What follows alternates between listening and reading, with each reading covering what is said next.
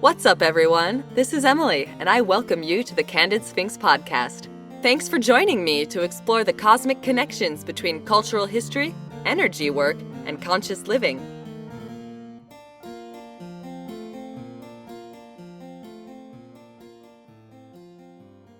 Today's little discourse is titled Old School, New School, or How the Study of Art, Heritage, and History Suits That of Expanded Consciousness.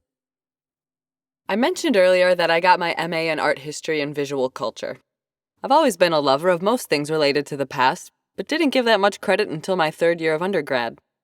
With an open time slot on my class schedule and a humanities credit to burn, I dipped my toes into a survey art history class, was inevitably sucked into a whirlpool of centuries worth of stories, and never looked back.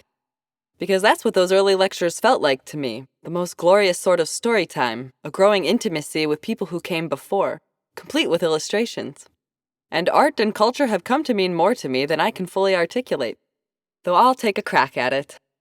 Art is our never-ending narrative. The cultural records we have and continue to shape are utterly unique to humanity's eons of being on this planet.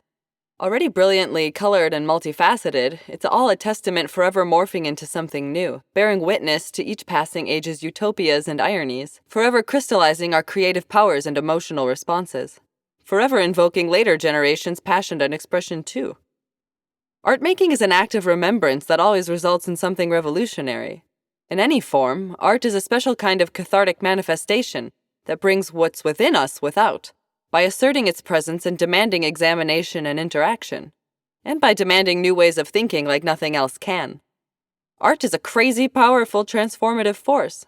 Culture shows us who we are and who we can be. I may have also mentioned that straightforward situations in the art world either felt to exist only in the ether or lackluster. The competition, privilege, and numberless unpaid internships that keep some such circles afloat are well known. And even once you're in, things can feel shallow and restrictive. I mean zero offense by that, since I am the first to say that museums, galleries, auction houses, every single art professional out there, from the artists, curators, conservators, and researchers, to transporters, guards, and ticket sellers, does crucial work for society. And often for long hours, little pay, and even less gratitude from people who find their doings a frivolous accessory to life. I was the fussy, starry-eyed idealist always scratching at a weird career-related itch. I learned it was something more of a cosmic itch all along, when my spiritual side unfurled itself more. It said the information that needs to come your way will, right when it needs to. It sure does. And time, synchronicity, quantum physics, and meditating to better know myself have certainly taught me, in a major way, that there is more to this life and to culture than what we see, feel, and think. For starters, I believe we're more than our physical bodies suggest. We're beings of visible light, specks of universal creative source energy, absolutely eternal ourselves in one state or another. Literally everything is made of indestructible energy. Do you remember from your science class days how the law of conservation says that energy cannot be created or destroyed? That it just changes form? Call it God, the universe, whatever you please. I often call it source, or the divine. Science has also proved that this energy, humming at different frequencies, makes up every single atomic particle. It permeates this entire world, and, I believe, forms many layers of reality, many realms, dimensions, and timelines where infinite possibilities play out. Some of the endless expressions of this energy vibrate higher and faster and feel more pleasurable. Some lower, slower, perhaps sadder. But all that is connected. It all has the same foundation. Everything is one in source energy. We are forged from it, and we are sacred and multidimensional too, so it's nothing to be freaked out by. We have higher aspects of ourselves than our earthly selves, our souls, which we are always connected to. We can deepen that connection by remembering our inner spark of the divine and the underlying ties that bind. And as proponents of string theory would have it, we create the layers of reality we experience ourselves, each instant, through our own moods, our conscious and unconscious thoughts, our belief patterns, intentions, and, well, how we're vibing on any given day. Our energetic condition dictates the actualities of our lives. Quantum physics has a tough time nailing down the ultimate truths of our existence, though the search itself readily demonstrates the impact our minds have on matter. This brings personal responsibility. but also huge possibilities. The universe is alive with intelligent consciousness. I see it to be expansive, imaginative, curious, and bountiful. It's all divine energy, taking on so many different forms. And so are we, and our doings and happenings here. We're all learning. We're all enough, as bits and pieces of source. If all is one, then all simply is. There's no duality or judgment, not a thing to prove, just to be. Knowing so sets you free from picking others and yourself apart, because being yourself is literally why you exist at all. To allow the universe to encounter itself through your matchless, one-of-a-kind lens. You're also a unique energetic vibration. No one can be like you can be. As diverse equals in energy, we all deserve empowerment, lifestyles we love, to shine in our idiosyncrasies, and to indulge in good self-care. But it's up to us to make the choice to see ourselves as more, as divine, as worthy co-creators of reality. The world and its abundance is not for people you somehow think are more special than you. It's yours to shape, and it's the honest-to-God fundamental nature of things. Of course, it all requires the ditching of victimhood, deep-rooted issues, and any guilt that accompanies living out your full potential. But it's worth working on minding our minds to realize that how we view things is so important that it actually shapes things around us. There's no denying that life has its particular cruelties, but it's how we handle and surmount the twists and kinks in our life path that define us moment to moment. Whoa, lady, how the hell does that relate to art and heritage? Stick with me. I see the notion of non-duality to be super applicable to cultural history. Everything is one. Everything just is. I'm all for equality and inclusivity on all fronts, but the past is a gruesome, sticky beast. As the author L.P. Hartley wrote, the past is a foreign country. They do things differently there.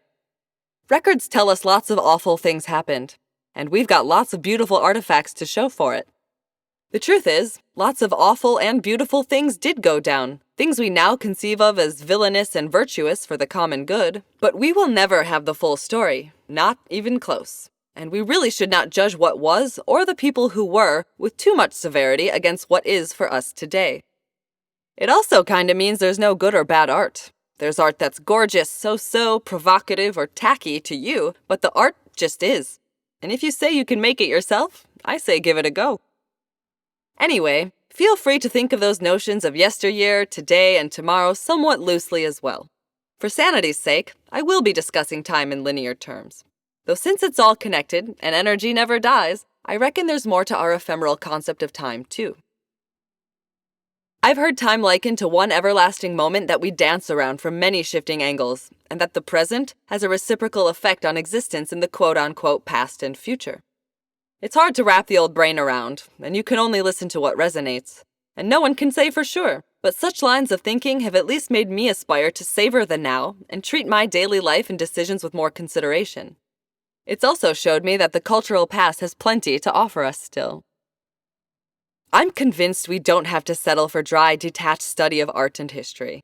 For real, as the immortal human chronicle, we ought to be able to make it personal and meaningful, to overcome that longing separation between us and other eras we feel an affinity for. You shouldn't have to wait for time travel to happen, or to wallow in the idea that life was so much better during the candlelit nights of that period piece film you're streaming. You shouldn't have to stop short at the sense of propriety and security barriers that keep you from fondling artworks in an exhibition space. That's not to say you should fondle the art in exhibitions. Please don't fondle the art. I mean, you can connect energetically, directly to intriguing times and places, simply by quieting your mind and intending to tune in. Energy goes on forever, and as everything's interconnected, energy is always accessible to us on the quantum level. So know you can get meditative wherever you find yourself, allowing your energy and consciousness to flow into those masterpieces, personalities, customs, and events of bygone times. Because they're not bygone at all, but are still tangible vibrationally. Viewing art or buying antiques opens gateways to long ago, but absorbing images online and the mental images we create can achieve the same ends through our own conscious choice. By simply acknowledging the past hasn't passed on to some extent, we can engage with it and relate to it as never before. We can open up the cultural sector to everyone who wants a piece. We can heal what's gone stale and envision future opportunities for individuals and societies by revisiting our mutual inheritance.